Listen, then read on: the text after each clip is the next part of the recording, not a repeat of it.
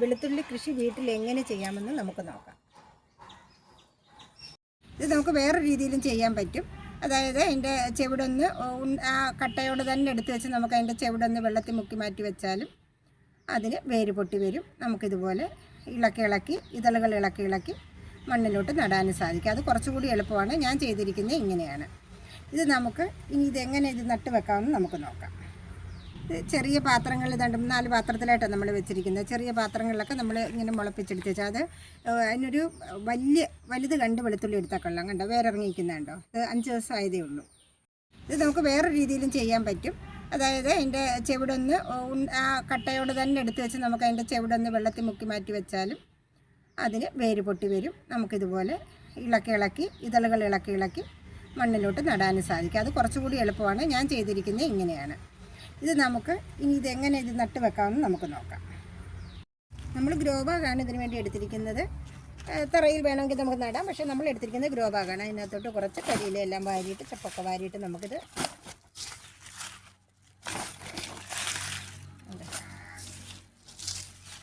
ഇതുപോലെ ഒന്ന് വാരിയിട്ട് കൊടുത്തതിന് ശേഷം നമുക്ക് ഇതുണ്ട് ഞാൻ ചെയ്ത് വെച്ചിരിക്കുന്ന വളമെന്ന് വെച്ചാൽ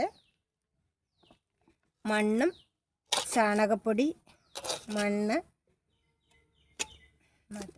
കൂട്ടി വെച്ചിരിക്കുന്നതെന്ന് വെച്ചാൽ മണ്ണ്, വേപ്പും പിണ്ണാക്ക്, ചാണകപ്പൊടി, പിന്നെ ചകിരിച്ചോറ് കൊടുത്തിട്ടുണ്ട്. ഇത്രയും സാധനങ്ങളോടാണ് നമ്മളിത് മിക്സ് ചെയ്ത് വെച്ചേക്കുന്നത്. ചകിരിച്ചോറ്, വേപ്പും പിണ്ണാക്ക്, ചാണകപ്പൊടി, മണ്ണ് ഇതെല്ലാം കൂടെ നമ്മൾ മിക്സ് ചെയ്ത് ഇതിലോട്ടൊന്ന് വെച്ച് കൊടുക്കാം.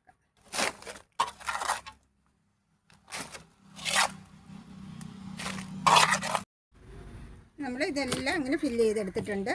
നമ്മൾ 4 ഗ്രോ ബാഗിലായിട്ടാണ് എടുത്തിരിക്കുന്നത്.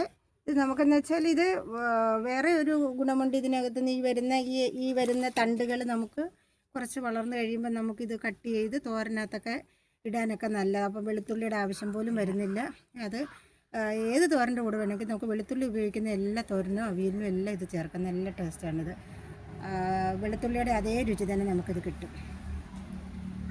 നമുക്കിതിന് വേരുകൾ വന്നിട്ടുണ്ട്. ഇതിന് എളുപ്പത്തിൽ ഒരുപാട് മഴവെള്ളം വീഴാത്ത സ്ഥലത്തോട്ട് വെക്കണം. കടുത്ത ചൂട് വേണമെന്നില്ല, എന്നാൽ ചൂട് വേണം താനും. നമുക്ക് ശകലം ഇത് വെള്ളം കെട്ടിക്കിടക്കരുത്. ഒരു തുള്ളി വെള്ളം പോലും കെട്ടി നിൽക്കരുത്. ഉള്ളി പിന്നെ പട്ടുപോവും, അതിനിടം കൊടുക്കരുത്. വെള്ളം കെട്ടി നിൽക്കാതെ നമ്മൾ ചകിരിച്ചോറൊക്കെ കൊടുത്തേക്കുന്നത്. അപ്പോൾ ഇത് വെള്ളം കെട്ടി നിൽക്കത്തില്ല. അതേ രീതിയിൽ വേണം നടാൻ. ഇത് എളുപ്പം നമുക്ക് കൃഷി ചെയ്ത് ആദായം എടുക്കാവുന്ന ഒരു രീതിയാണിത്. ഞാൻ കഴിഞ്ഞ വർഷം ഇത് നട്ടിതിൻ്റെ ആദായം എടുത്തതാണ്. നമുക്കിതിനെ ഒന്ന് നട്ടു നോക്കാം. ഇതുപോലെ നമുക്ക് ഒരകല വിട്ട് നടണം. അടിക്കോട്ട് പോകരുത്. വെളുത്തുള്ളി അടിക്കോട്ട് പോകരുത്.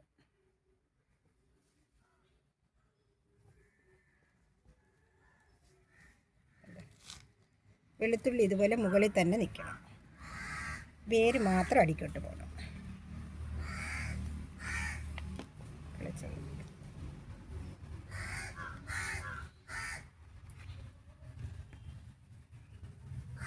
നമ്മൾ പാവിയ രീതിയിൽ കൂടി തന്നെ നടുകയും വേണം. കൂടുതൽ വെളുത്തുള്ളി അടിക്കോട്ട് പോകാതെ വേര് മാത്രം അടിക്കോട്ട്, വേരിന് നമ്മൾ മണ്ണിട്ട് കൊടുത്താൽ മതി.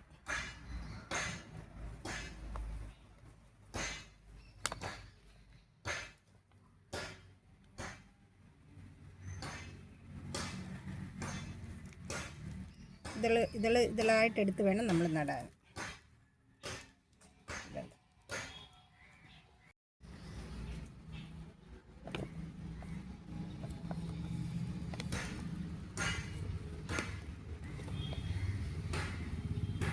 പ്രത്യേകം നമ്മൾ ശ്രദ്ധിക്കേണ്ട ഒരു കാര്യം, വെള്ളം കെട്ടി നിൽക്കാതെ ശ്രദ്ധിക്കണം. അതനുസരിച്ച് വേണം നമ്മളിത് കൂട്ടിക്കൊടുക്കാൻ. പിന്നെ വെളുത്തുള്ളി അടിക്കോട്ട് പോകാതെയും ശ്രദ്ധിക്കണം.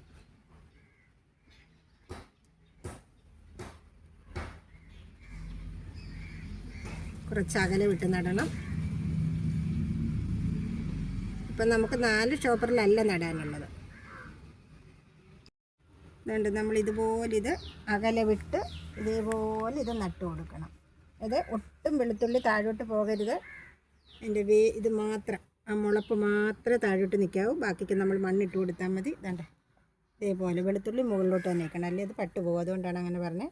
പിന്നെ അതുപോലെ തന്നെ വെള്ളം കെട്ടി നിൽക്കാതെ പ്രത്യേകം ശ്രദ്ധിക്കണം. ചകിരിച്ചോറൊക്കെ ഇട്ട് മാത്രമേ ഇത് നമ്മൾ നടാവൂ.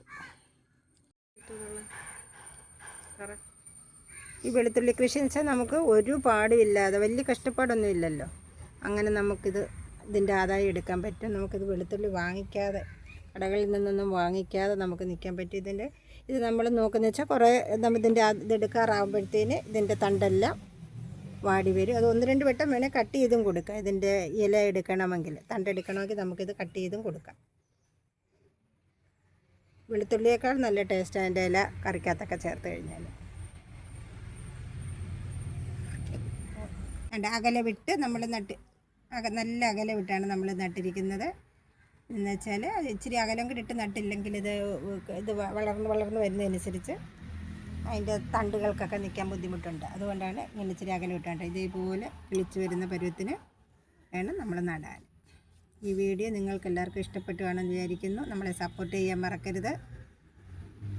ഇഷ്ടപ്പെട്ടിട്ടുണ്ടെങ്കിൽ ലൈക്ക് ചെയ്യാനും സബ്സ്ക്രൈബ് ചെയ്യാനും മറക്കരുത്.